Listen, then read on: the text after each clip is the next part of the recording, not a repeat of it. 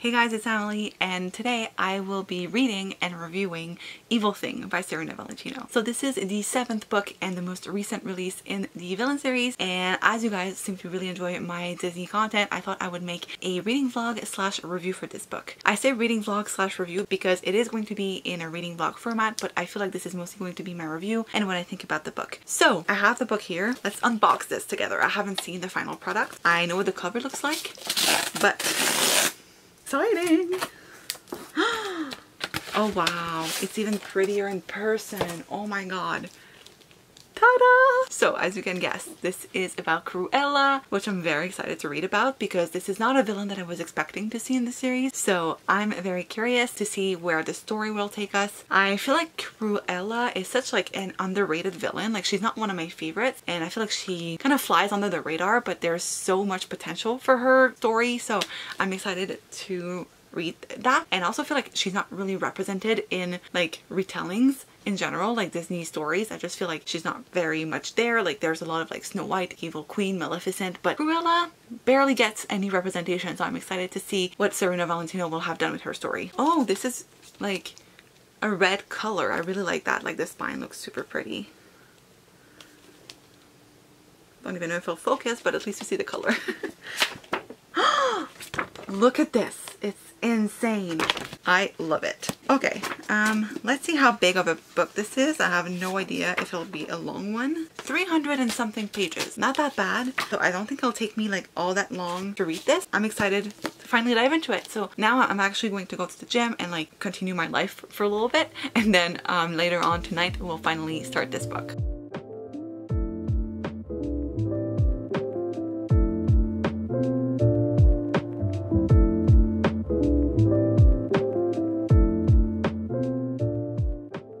Okay, so I went to the gym, I've grabbed dinner, I've taken a shower, I've done some planning for future videos, and now I'm ready to start reading Evil Thing. So let's read.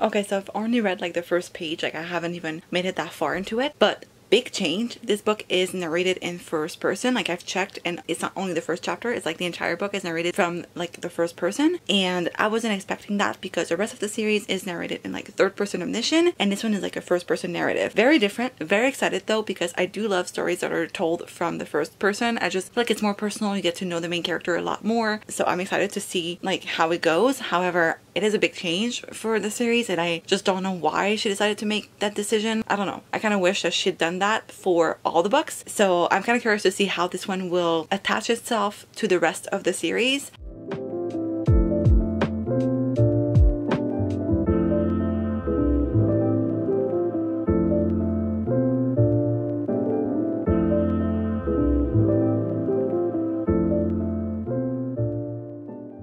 Hello guys, so it is the next day, and yesterday I made it to page 162 of Evil Thing by Serena Valentino, and so far I'm enjoying it. It's definitely different, and you have to adapt to the writing style. Like I said, it's written in first person, and the rest of the series is written in third person omniscient. So that's a big change. I'm not sure why the author decided to go that route, but I guess we'll figure it out soon.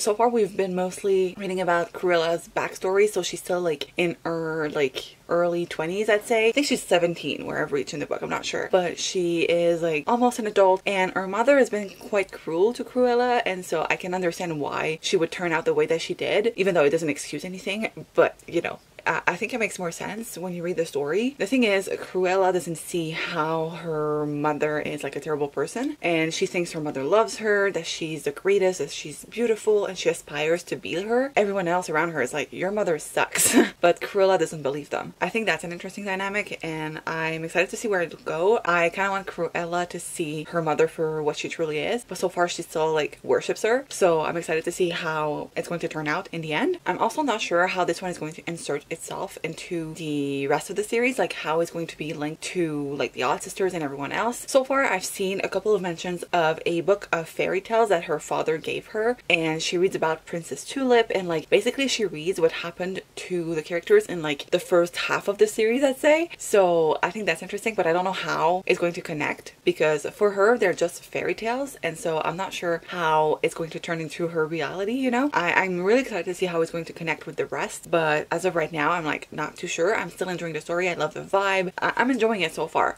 It's just quite different from the rest of the series, and I wasn't expecting that, so I have to adapt a little bit, but other than that it's quite good so far. Hey guys, so it's currently like much later than when I last updated you guys, but I am currently on page 290 of Evil Thing, and I'll be honest, I'm quite bored. I feel like nothing has really happened in this book. Like, yes, Cruella's life has gone on, but there's not much about like the villain. Her story is just sad. Like, she isn't even like cruel as a Cruella we know. She's like mean sometimes, but there's not much going on there. And I don't know, I feel like the writing style is also a little bit sloppy. Like, the author has described her husband's smile as like his Clark Gable smile at least 4 times that I've counted. I've noticed a couple of typos, and I don't know. I feel like this is sloppy, and like the pacing is really off. Not much has really happened. I just don't really see the connection with the rest of the series as well. It's like quite bland. Like, it's interesting to read like her story, but there's no connection to the rest of the series, and I just don't feel like I'm reading about a villain. I just feel like I'm reading about a sad woman. It's kind of boring. Like, I was expecting to have a little bit more action, a little bit more magic, but I feel like I'm reading historical fiction. Like, I'm not reading a fantasy book. I'm not reading about a famous Disney villain. And like, there's only 50 pages left, so even if something were to happen, I feel like the pacing would be completely off. So yeah, so far not that big a fan. Well, that was disappointing. Hey guys, so I have finished reading Evil Thing by Serena Valentino, and I'm pissed off. I thought, based on the rest of the series, that I would really enjoy this. I thought this would continue the story that we've grown accustomed to. I started off telling you guys that this one was different. The writing style is very different. Just the way the story is told, like the narrative style, is very different. But I hoped in some way that the characters that we had grown to like love and care for would be included within this book, and they were to some extent. Like, I feel like the author tried to make it happen, but it wasn't really making sense with like the story, and I don't know, I just don't feel like this is part of the series, to be honest. Like, this could be read as a standalone. Like, you don't need to have read the rest of the series to like read this one, and it's one of those rare cases, because like for the rest of the series I highly recommend that you read them in order, but this one is like not really linked with the rest of the series, so I'm like, what's the point? I enjoyed the story to a certain extent. Like, I thought it was nice to finally get to know Cruella, because to be honest, like, she's such an underrated villain in the whole Disneyverse. I just feel like she's not one that gets the most representation. She doesn't really get any of the love, so I was glad to finally read a story about her, and the story to a certain extent was interesting to read about. However, I feel like her descent into being a villain just kind of happened within 50 pages. As I've mentioned, like, before I reached the 50 page before the end mark, I just wasn't really feeling that Cruella was a villain. The last 50 pages are basically like a retelling of what happened in 101 Dalmatians. Other than that, it's like, okay, it's just a sad woman story. That's pretty much what it is. And even the ending kind of leaves you on your hunger. I'm disappointed in this. And then I read the afterword, which completely pisses me off because it throws off the rest of the series. I feel like the author tried to do something different with this book, and I just don't get it. I also feel like the writing style was kind of sloppy. I've mentioned it before, but there were a lot of like similes and like metaphors that were repeated constantly, and I'm disappointed with this. I don't know what happened, because I loved the rest of the series. Like, yes, I didn't love the Odd Sisters, but at least with the ending of that book, there was a promise for something more, and that's not the case with this one. Like, there could be some more books. I don't know if the series is going to continue or not. This doesn't make me want to read the rest of the series, to be completely honest. So if this is a new route that Serena Valentino has decided to take, then I'm not on board. Like, I just didn't like this. I think I would give this like a 2.5 maybe. Like, I didn't hate this. Like I said, I cared for Rilla for like most of the story, but I just didn't see how it fitted with like the villain that we know and love. So I don't know. I'm disappointed in this. Like, very much so. I feel like I had like high expectations because of the rest of the series, and so I thought that this one is like more recent. The author has grown into the series, like she knows what she's doing, but this wasn't it.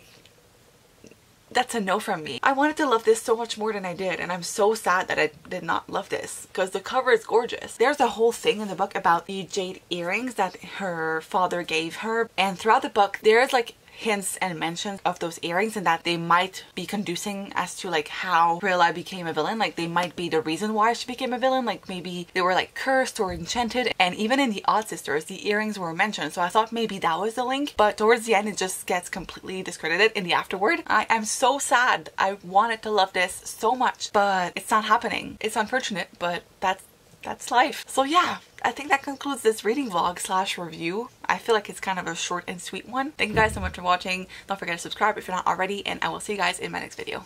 Bye!